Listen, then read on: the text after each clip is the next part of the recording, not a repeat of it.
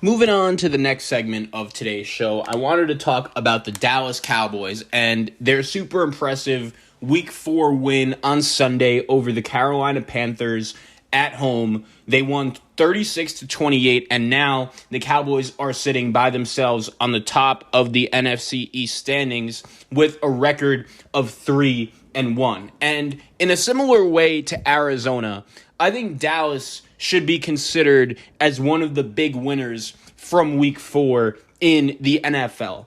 I mentioned it briefly prior to the Monday Night Football game Dallas played Week 3 against Philadelphia. How important and how meaningful that game was for them due to the fact that Dallas should really win this NFC East in their sleep. I totally understand that they're a team, especially after what happened last year, that went into 2021 with many questions. Dak Prescott suffered a terrible, gruesome ankle injury last year, and the main concern for him in camp throughout the summer was his throwing shoulder. And really, throughout the first 4 games of this season, Dak Prescott has shown no ill effect of that shoulder, no ill effect from the ankle, and he is playing like one of the best quarterbacks in the league. There were plenty of people, including myself, that were a little skeptical of the Cowboys paying Dak Prescott that monster long-term contract of over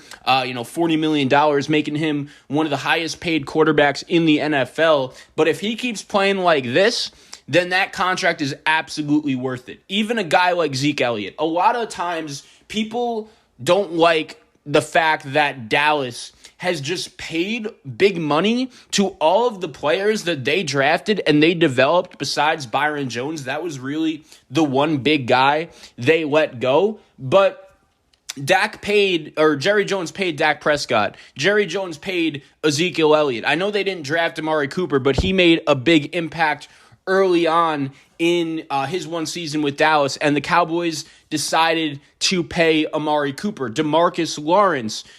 Dallas has decided to pay all their guys, and historically in the past, that hasn't been something that's worked out.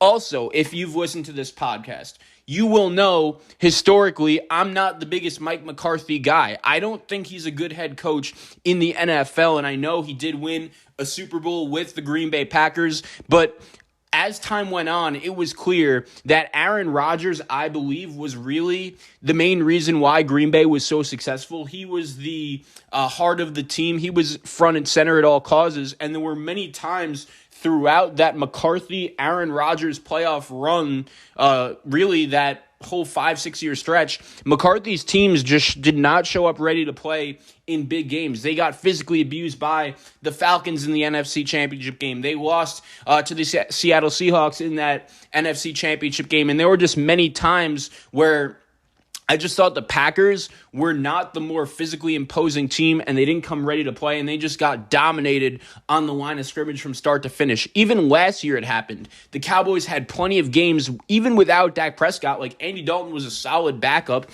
He wasn't a quarterback that when he got put in, you thought, especially in a bad NFC East, it wasn't impossible for Andy Dalton to win football games, especially with Zeke and Amari and C.D. Lamb around him, and Dallas with Mike McCarthy couldn't win. But this year, there have been a couple big changes. Number one, part of the reason why I was so disappointed and so down on Mike McCarthy last year and going into this year was the hire of Mike Nolan. Mike Nolan was the coach that back in the day when he was with the San Francisco 49ers, I believe it was 2005, 2004, around there, he gave Mike McCarthy his first ever job in coaching on that defensive staff. And Mike McCarthy, as a thank you, decided to bring in Mike Nolan. Also, Mike McCarthy lied to Jerry Jones in his interview, saying that during the 2019 season, which was the year he took off from coaching, he watched every single play of that season and thought about everything now from an analytical perspective. And he admitted later on in his press conference that he only said that to Jerry Jones just so he could get the job. And going into this year, really going into that Monday night game, I looked at Dallas and I said, if you're Jerry Jones, you know the success that you have had throughout your career as Cowboys owner. The problem is none of it has really came recently. Jerry Jones, you could tell every time you watch him speak, is as hungry as ever for a Super Bowl championship. He wants the Cowboys to do well, and I think that is another part of the reason why he was so committed to paying Ezekiel Elliott, to paying Dak Prescott, keeping this core together. And I said, if the Cowboys couldn't win the NFC East this year with this roster and Kellen Moore leading the way as an offensive coordinator, then what is the point of Mike McCarthy being there? He is one of the rare head coaches in the NFL that doesn't call offensive plays. He doesn't call defensive plays. So he's kind of just a CEO type figure. But every time I see the Cowboys in a position to make a big decision, whether it was that fourth down against the Chargers when Zerline kicked the game-winning 56-yard field goal, the Cowboys special teams was lucky to get that kick off. It was clear that they really didn't have any idea what they were doing in that situation. The game against Tampa Bay, he kicks the long field goal with Zerline from like 64 after he'd missed a couple extra points early on. That misses. And then also in week 3 against Philadelphia, he didn't use a timeout at the end of the first half, which cost Dallas an extra possession. But if you're a Cowboy fan, here's the crazy thing. Dallas is playing so well that all those mistakes I just mentioned don't even matter. They really don't. As of yet, it hasn't cost them yet. And they lost the week 1 game to Tampa Bay. That was a game they easily could have won. They did a good job on defense forcing the Patriots into turnovers. You just gave Tom Brady a little bit too much time in 37 seconds, and he's the GOAT, losing on the road opening night to Tampa Bay. That's not a terrible loss for Dallas. And trust me, I was skeptical on the Cowboys going into the season. But even I can't deny how good their defense looks. Trevon Diggs is literally playing like he is the next Jalen Ramsey. And the fact that he was a second-round pick that basically every team in the NFL could have had the young corner out of Alabama, and he is playing this well, 4 interceptions in his first 4 games, looking like he could possibly win Defensive Player of the Year. He is an absolute baller and a cornerstone-type player that any franchise in the NFL would be lucky to have. How about Micah Parsons, a guy who, even though we all knew he was very good, very talented, and he had some hype coming into this draft, let's not pretend like he didn't have any question marks going into this season as well.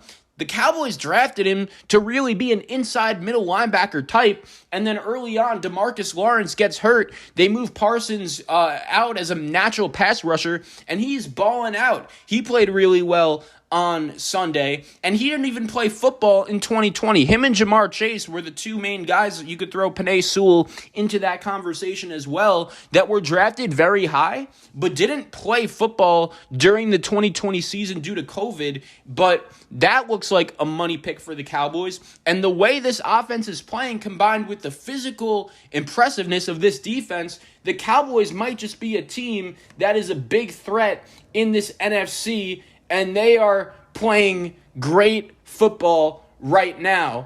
And when you look at the Dallas Cowboys, they're a team that when I compare them to some of the squads in the NFC East, right, we saw them on the same field against the Philadelphia Eagles, and I was impressed with just how quickly Dallas got in command of that game. There was never really a second. Really, Philadelphia scored that touchdown on the sack in the end zone, which tied the game. But Dallas' defense shut Philadelphia down. And the Eagles, they are not the perfect team, I get it, but their offense has really been able to move the ball in every game they've played so far, besides that one.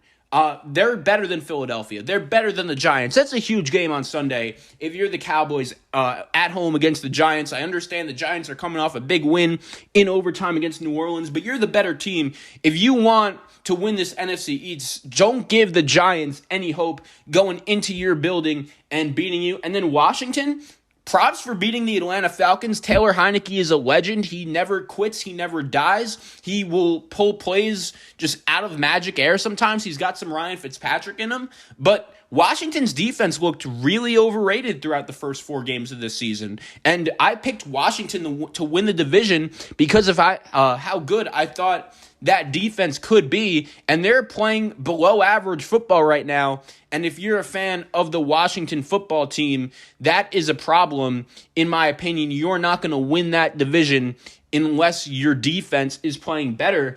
And this is the Cowboys division to win right now. Their next couple games, home against the Giants, at New England, at the Vikings, home Denver. That's not an easy stretch, but if you could go at least 3-1, maybe 2-2 wouldn't kill you. But if you're a Dallas Cowboy fan, you have to be feeling pretty optimistic, especially, let's face it, going into this game, it's not like they did this to some scrub team. The Carolina Panthers are a team that I went on this show a couple weeks ago and called them the sleeper team in the NFC. And I totally understand. Christian McCaffrey, the Panthers' star running back, was out.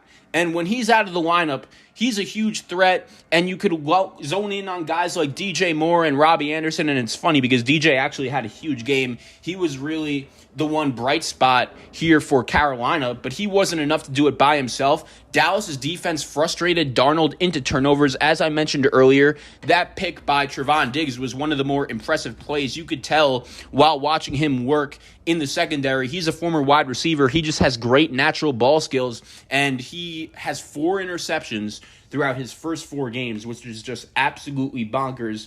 And the Panthers are looking like, or the Cowboys are looking like a team that could be one to watch going forward as one of the biggest threats in the NFL. And I get it. They're the Cowboys. Historically, they're a team that every time you give them any type of expectations, they usually let you down, especially recently in the last 20 years. But Dallas's defense combined with this offense, who, look, when you look at their offense, you all knew it was going to be good, but the defense was just so bad last year. And I'll give credit to Dan Quinn. I was very skeptical of this hire going in. Dallas's defense was so bad last year, and they decided to bring in the guy from Atlanta who blew the 28-3 lead. And once Kyle Shanahan left, that Falcons team and that Falcons core, especially on the defensive side of the ball, really started to decline. He looks like a pretty good defensive coordinator. That looks like a good hire. Kind of reminds me of what Gus Bradley has done for the Raiders so far. He's really improved that defense since they brought him in. And in a similar way to Arizona, if Dallas could keep this up physically on both sides of the ball, the Cowboys are a team that I think could be a contender to do serious damage in the NFC. And this Cowboy team is reminding me of that 2016 team, Dak's rookie year, that was the number 1 seed in the NFC. I'm not saying this Cowboy team is going to do that, but they look really impressive. As long as Mike McCarthy doesn't screw it up, Dallas is a legit threat going forward. They should win the NFC East. And Kellen Moore, an unbelievable play caller. If Dallas was smart, I think they should make him the head coach of the squad sooner rather than later, because I know for a fact if they don't, another team for sure will pick him up sooner rather than later.